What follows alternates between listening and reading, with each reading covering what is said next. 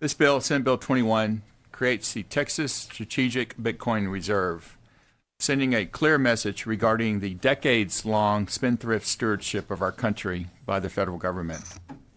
Individuals and investment firms have reacted to excessive spending at the sovereign level by seeking alternatives to fiat currency. These alternatives have historically included gold and land, but now include, to many, cryptocurrencies.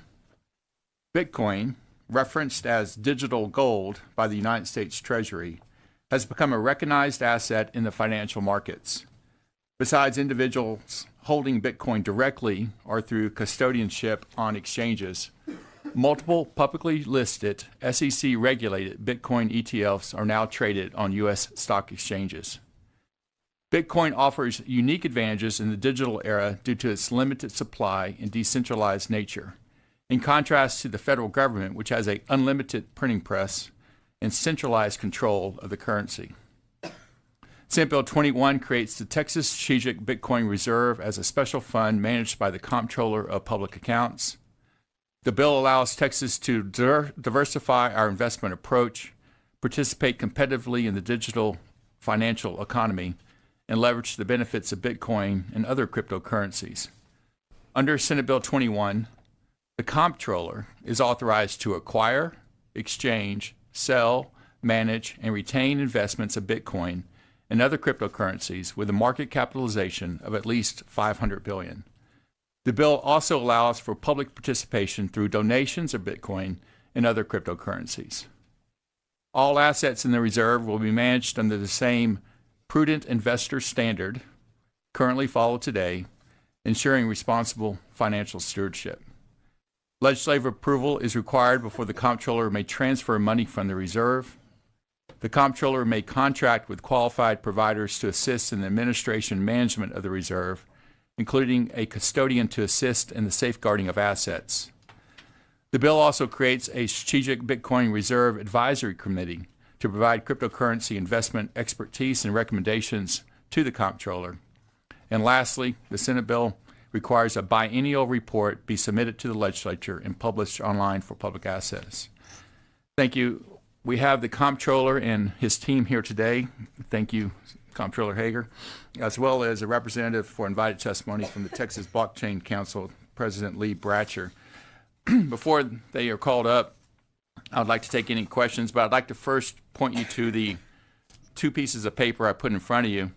One of them is a map of the United States showing the 32 states that have filed similar legislation. In addition, at the national level, there has been a great interest in this bill at the presidential level, with the president never sell your Bitcoin, right?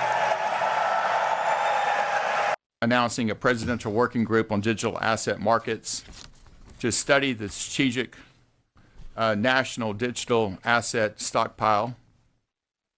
And then, of course, as y'all are probably aware, the Treasury Secretary and Commerce Secretary are also big proponents of digital assets and cryptocurrency. So it's a quickly evolving and very obviously interesting and pertinent issue, in particular because of, again, the spendthrift ways, profligate ways of our national government under both Republicans and Democrats, to be quite frank. The other piece of paper I would like to draw your attention to, and I'll read it as for those of you who do not have it in front of you, but it talks about our spending at the national level, our deficits, and our interest costs. In fiscal year 2024, the federal government spent $6.9 trillion, accounting to 24% of the nation's gross domestic product, according to the June 2024 estimate of the Congressional Budget Office. In 2024, the federal government collected $4.92 trillion in revenue, a shortfall of approximately $2 trillion. This was made up of money from a variety of sources, including taxes, custom duties, and national park admission fees. Growing debt, in addition to the rise in interest rates over the past couple of years, has significantly increased the cost of federal borrowing. In 2024, interest costs on the national debt totaled $881 billion, interest costs, surpassing most other components of the federal budget. This is why people are reaching for alternatives to fiat currency, because all fiat currency eventually goes to its natural worth, which is the paper it's printed on. And we can buy land, we can buy gold.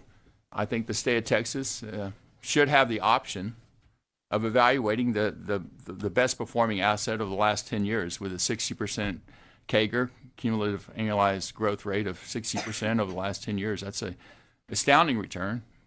All financial assets have appreciation and also obviously diminished and loss of value. But that said, I think it's a worthwhile discussion. It's a message, a very clear message to our national government. And I recognize and appreciate the work they're doing with the DOGE committee. But in the end, we are spending in entitlements, dedicated spending, required spending, amounts that our children and our children's children will be unable to pay. And as Texas, we need to position Texas in the best course with all possibilities regarding solvency long term to meet the needs at the state level that we have been entrusted and are obligated to meet. So with that, that's the background of the bill, the reasons why I filed it, and I'll be happy to answer any questions. 다시 말하면 사기라 이겁니다. 아니 그 비트코인이 예, 수많은 분들이 이제 사기랍니다.